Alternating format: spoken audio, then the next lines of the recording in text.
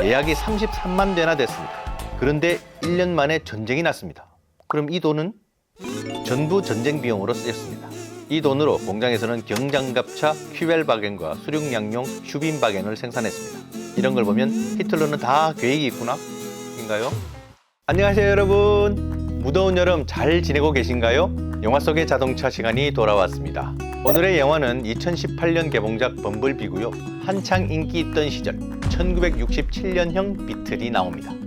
2007년 전 세계를 휩쓴 변신 우주 로봇 이야기 트랜스포머 아시죠? 5편까지 제작됐는데 기초 설정만 같은 새 이야기 시리즈 리부트의 첫 작품이 범블비입니다. 1987년 미국이 배경이고요.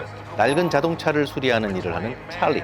폐차장에서 노란 비틀을 발견하고 집으로 가져왔는데 알고 보니 전투 중에 부상을 입고 지구로 도망온 우주 로봇이었죠.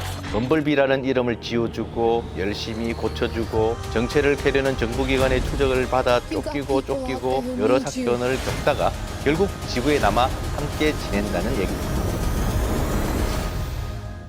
트랜스포머 시리즈의 자동차 코디들이 4개월 동안 8대의 비틀을 제작했습니다. 추격 시는 출력이 높은 또 때에 따라서는 조용한 전기 비틀도 있어야 했으니까 물론 낡아 보이게 미술 작업을 했습니다. 1967년형입니다. 비틀은 2차 세계대전 직후에 생산됐습니다. 나치 하에서는 시제차 개념으로 630여 대 정도만 만들어 관용차 등으로 활용했습니다. 전쟁 후 독일에 주둔한 영국군이 폭스바겐 공장을 관리했는데 가만 보니 공장도 있고 부품도 있고 생산에 전혀 무리가 없었죠. 영국군 지원 아래 폭스바겐은 1945년 가을부터 양산했습니다. 나치가 사라졌으니 카데프바겐 아니죠? 원래 이름 타입 1입니다. 1946년에는 독일 주둔 영국군 차량으로 낙점을 받았습니다. 그렇다면 왜 비틀로 불리게 됐을까요? 전쟁 중인 1938년 10월 16일 뉴욕타임스가 독일의 자동차 소식을 전합니다. 국민차를 영어식으로 폭스 오토라고 썼죠? 헨리 포드가 미국을 위해 한 것과 같은 일을 하기 위해 독일이 국민차 계획을 준비하고 있다. 기사 후반부에는 이런 표현이 나오네요. 반짝이는 작은 딱정벌레 수천 마리가 고속도로를 뒤덮었다. 히틀러가 독일의 국민차를 준비하는데 시험 주행하는 모습이 수많은 비틀무리 같더라. 이 표현이 미국인들에게 꽤나 강렬히 다가갔던 모양입니다. 미국은 1950년부터 타입 1을 수입했는데 딜러들도 그렇고 소비자들도 그렇고 딱딱한 이름 타입 1 대신 비틀로 불렀습니다. 계속 비틀로 알려졌고 출고 22년 만인 1967년 출고명으로 인정을 받았습니다. 타입 1 비틀 이렇게 병행 표기했습니다. 물론 부를 땐 비틀. 그러다가 1998년 2세대 타입 1은 타입 2가 아니고 뉴 비틀로 출시했습니다. 디자인으로 엄밀히 따지면 무당벌레, 레이디버드죠. 그런데 국민차 폭스바겐이라고 해놓고 독일 국민들은 정작 이를 가질 수가 없었습니다.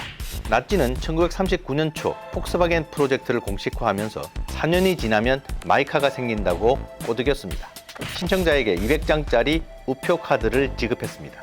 타입 1의 가격은 990 라이리스 마르크, 198장의 우표가 필요했는데 우표 한 장당 5 라이리스 마르크, 일주일에 한 장을 권유했습니다. 1년이면 52주, 4년이면 가능하죠? 예약이 33만 대나 됐습니다. 그런데 1년 만에 전쟁이 났습니다. 그럼 이 돈은? 전부 전쟁 비용으로 쓰였습니다. 이 돈으로 공장에서는 경장갑차 큐벨바겐과 수륙양용 슈빈바겐을 생산했습니다. 이런 걸 보면 히틀러는 다 계획이 있구나? 인가요? 포르쉐 박사가 만든 두 브랜드 포르쉐와 폭스바겐. 아들 페리가 전쟁 후 포르쉐 운영을 맡았다고 했었죠. 폭스바겐은 딸 루이제 쪽입니다. 차가 아무리 좋아도 경영은 부침을 겪습니다. 2012년 7월 5일 폭스바겐은 포르쉐를 완전히 인수합니다. 지금 폭스바겐 산하 브랜드 아주 많습니다. 포르쉐, 람보르기니, 아우디, 폭스바겐, 만트럭, 스카니아, 스코다 등등 무려 19개에 달합니다. 폭스바겐 비틀은 1972년 2월 17일 생산 1,500만 대를 넘겼습니다. 당시 포드 모델 T의 누적 판매량 기록을 넘긴 세계 최다 판매 모델이었습니다. 비틀은 히피들의 상징이기도 했습니다. 필요 없이 크기만 했던 미국 차에 비해 작고 경제적이었으니까요. 폭스바겐 경영진 좋아했을까요? 아주 싫어했다고 합니다. 1998년 뉴비틀, 2011년에는 더 비틀을 선보였습니다. 그래봤자 옛날이요 였죠. 2019년 7월 멕시코 공장에서 마지막 더 비틀을 출고하며 단종했습니다. 3세대 82년 동안 2,300만 대 이상 생산한 베스트셀링 카 폭스바겐은 굿바이 영상을 남겼습니다. 아빠의 비틀로 운전을 배우고 결혼을 하고 노인이 되어 비틀을 떠나보내는 모습을 잔잔하게 보여줍니다. 배경음악은 비틀스의 Let It Be.